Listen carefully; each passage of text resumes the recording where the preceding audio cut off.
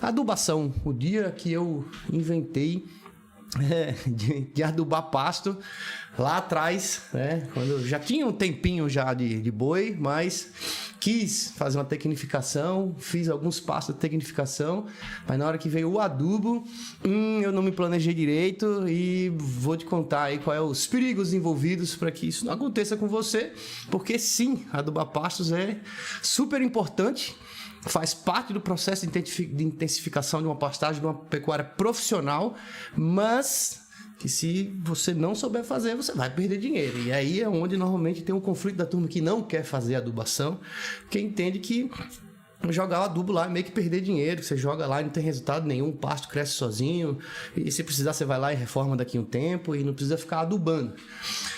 Então esse é onde eu vou entrar com essa história hoje, né, contando dessa época.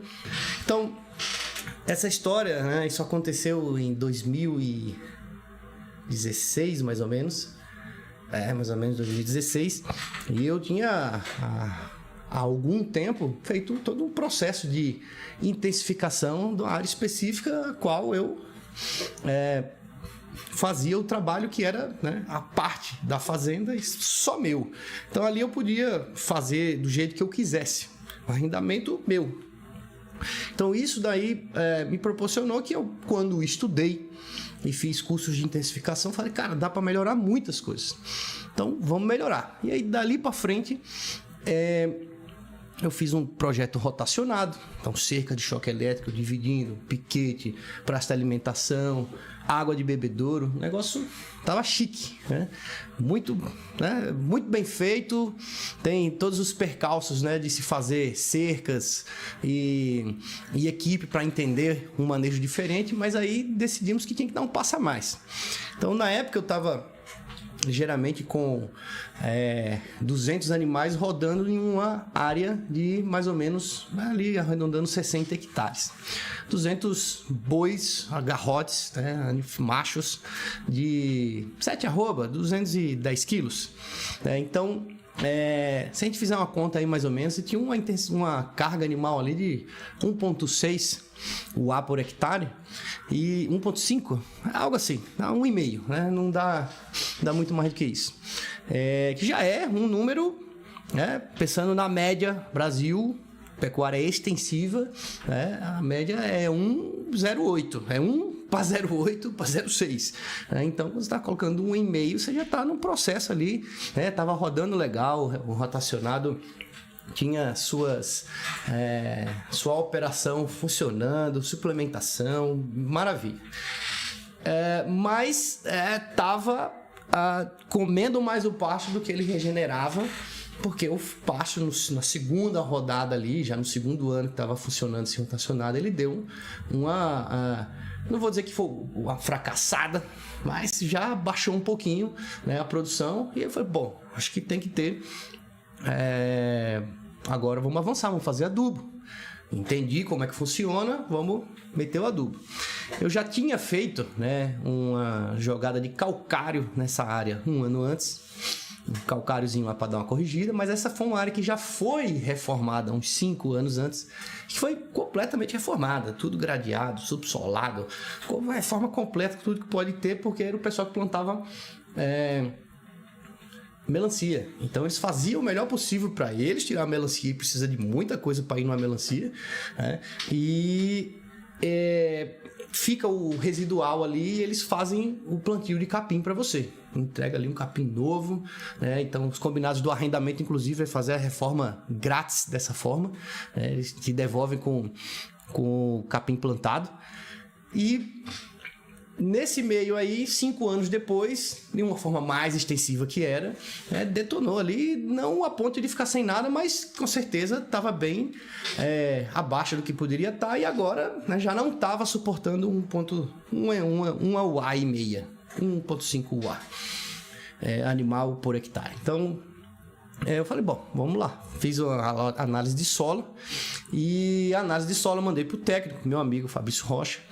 E ele viu lá e falou, cara, não vai precisar corrigir muita coisa aqui não. Realmente agora vamos só ajustar quanto de ureia para quanto você quer pôr de animal dentro. Ah, beleza. Então tá bom, então tá decidido, vou fazer com ureia, beleza. E aí pronto, já tinha tomado a minha decisão, né, de que eu ia fazer aquilo dali.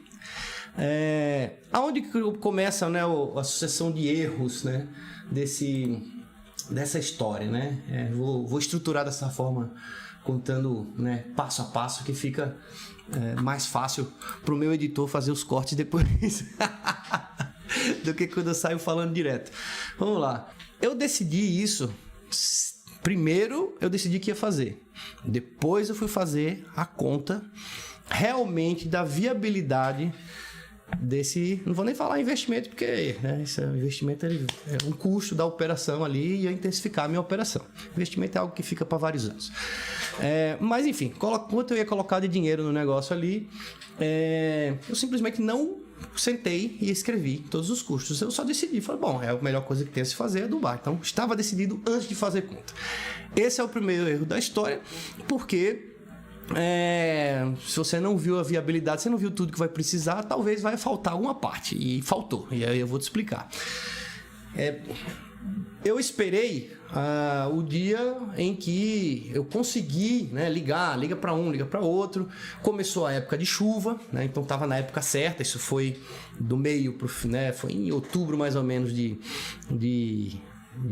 desse ano, né, no final do ano, de outubro para novembro, e já estava começando a chover, então tá na hora de jogar ureia, né? Só que eu, né, fiz essa decisão e deixei para falar sobre valores na hora que eu realmente fui cotar o valor da ureia, né? Então, quando eu fui cotar o valor da ureia, o negócio já estava todo organizado. Eu já tinha arrumado a esparramadeira para jogar o adubo, já tinha conversado com os funcionários que iam fazer e com a direção, né, da empresa, que tinha que ceder aqueles funcionários para mim ali, que a gente tinha uma simbiose ali da prestação de serviço, né, com as coisas lá do meu sogro.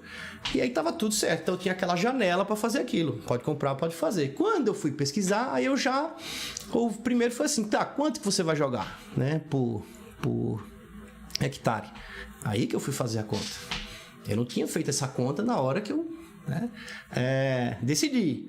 E é aí onde, né, custa bastante caro essa história, porque na hora que eu vi quanto que ia ser a recomendação lá que o Fabrício tinha me passado, seria uma recomendação para eu dobrar essa lotação animal. Então, de 1,5 ia para 3, era mais ou menos isso. Então, assim, eu ia precisar dobrar a quantidade de animais que eu ia ter. E aí, faça essa pergunta, se você tem um rebanho hoje, quantas cabeças de gado você tem, e fala assim, bom, eu vou dobrar o gado que eu tenho. Você vai precisar do dobro de dinheiro, comprar o dobro de animais. Aí que eu fiz essa conta, falei, nossa, não precisa adubar esse tanto, não, só adubar isso tudo, eu não compro os bichos que eu preciso comprar. E aí já foi, né, a consequência, né, de não fazer essa conta. Aí, partindo, né, para a aplicação desse produto, ainda na decisão da compra, né, da ureia, aí é que a coisa começou a mudar, né? Porque eu poderia ter escolhido nitrato de amônio. Me explicaram que tinha essa outra solução, que tem uma aplicação diferente e um custo diferente, mas porém, entretanto, contudo, todavia, tem custo diferente. Então, tem que ver se vale a pena em cada caso. Tinha uma amônia protegida, que é aquela que, se chover, a ureia protegida, né? Se chover, ela está defendida. Só que era mais caro também. Então, tanto o nitrato de amônio ficava muito mais caro, quanto essa ureia protegida. Então eu falei, não, vai na ureia mesmo, aí. Então tá bom. E vamos lá, né? Fiz uma conta diminuindo essa lotação, esse tanto que era o planejado, porque eu falei, se eu pagar isso, é muito caro fazer essa adubação, eu vou fazer com menos, porque eu também não preciso desse tanto de gado. Então foi um erro, né, de não estimar a quantidade de animais ajustado ao que você tem, de fato, de caixa para acompanhar essa operação. E esse é onde muita gente erra nessas horas, porque não faz essa conta. Foi aí onde eu errei também, porque aí eu voltei atrás e falei, bom, eu não vou poder fazer desse jeito, já vou fazer menos. Mas tudo bem, vou fazer menos. Então já foi uma primeira bobagem. Mas ainda realista, decidi não gastar o tanto que eu ia perder. Eu ia produzir um capim para perder. Tá? Então, ajusta isso. Muito bem. Até esse aí foi um acertinho. E aí vem a tal de jogar ureia. Então, eu não sabia. Sabia, mas não sabia. Sabia que precisava chover. Mas tudo na roça precisa chover. Então, tudo precisa chover. Se chover, vai dar certo. Se não chover, ferrou. Só que eu não tinha consciência de como era essa aplicação em relação à chuva. Então, o cenário ideal é que dá uma chuvinha, molha um pouquinho, você joga. Se continuar chovendo, para um pouquinho, chove um pouquinho, você continua jogando. Se começar a chover muito, você tem que parar de jogar. Porque se chover muito, a enxurrada leva embora. Lixivia é o termo, eu acho, né? Os agrônomos me perdoem aí se eu falar alguma bobagem. Vai embora no solo. E se parar de chover? Se parar de chover, você para de jogar também. Porque ela não é evaporar não, tá? Ela sublima. Algo assim. Mas é sobre ela ir embora. Na natureza, ela vai embora. O seu dinheiro ir embora ali, ó. Então você não pode parar de jogar.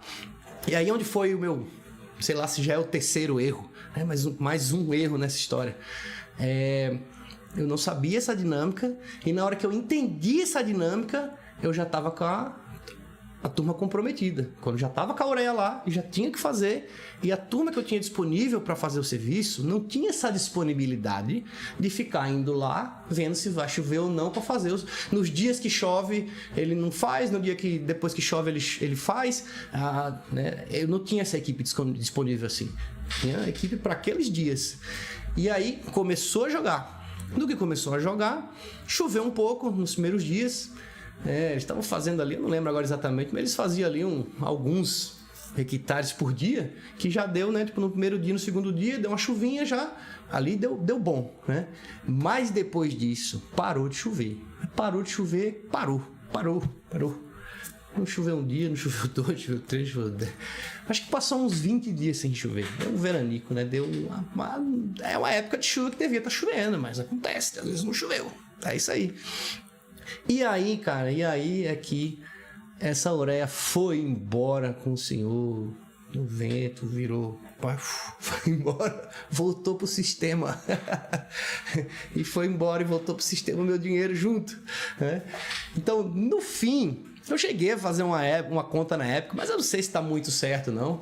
Entre o que eu tinha comprado e o que, de fato, uma porcentagem do que tinha sido absorvido, que realmente o capim melhorou naquelas áreas e nas outras onde não foi absorvido, né? Quem fez uma estimativa lá, assim, sei lá, cara, eu perdi coisa de uns 40 mil reais, assim, bom, assim, sabe? Era meio isso, assim, a conta.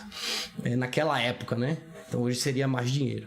Porque não teve a eficácia, né? Então, o que alguns pontos, né, que a gente vai entendendo que o recurso, as pessoas, quem vai fazer isso é um negócio importantíssimo. E o tempo, esse cronograma de como as coisas devem ser feitas, no agro, isso não tem como não ser. Porque depende de fatores que a gente não controla. E tem a época do ano que é mais provável. Você não vai fazer isso na época que não chove de jeito nenhum, nem na época que chove demais. Você tenta ali acertar a época que chove mais ou menos. Então, olha a imprecisão e o quanto de coragem você tem que ter de tomar a decisão de continuar fazendo, né, esse processo. Então, esse foi um erro que me custou bastante, e óbvio que se eu calcular ainda a produtividade que eu tive abaixo, né, o quanto que eu deixei de ganhar nos animais, esse aí é um pouco mais complexo, aí ia dar mais dinheiro ainda. Mas pelo menos o gado é isso, né? O gado em relação à agricultura tem uma vantagem. Ele não perde o dinheiro todo. Eu não perdi a minha roça, não perdi... Só talvez o gado não engordou como devia, eu perdi ali um tanto de adubo bom. É bastante dinheiro, né? Mas eu não perdi a roça inteira.